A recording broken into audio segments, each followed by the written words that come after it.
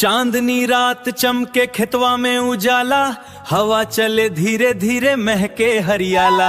हसिया हाथ में लेकर चलो साथी आज, गेहूं कटे रात भर जगमग पूरा साज। चांदनी रात में हसिया लेके चलो, गेहूं काटे खेत में धीरे धीरे चलो।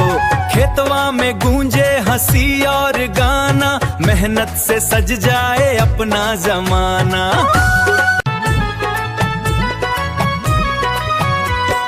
चांदनी रात चमके खेतवा में उजाला, हवा चले धीरे धीरे महके हरियाला।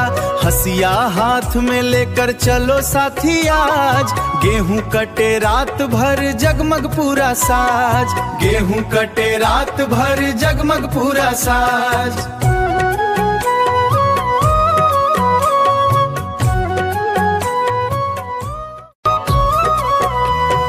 चांदनी रात चमके खेतवा में उजाला, हवा चले धीरे धीरे महके हरियाला।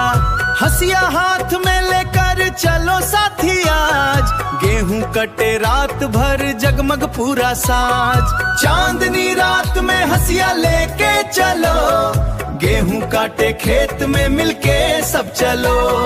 धरती माँ की खुशबू आए, मेहनत का फल घर तक जाए।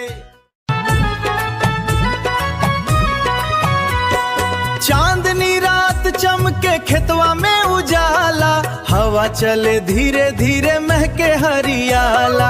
हसिया हाथ में लेकर चलो साथी आज, गेहूं कटे रात भर जगमग पूरा साज। गेहूं कटे रात भर जगमग पूरा साज।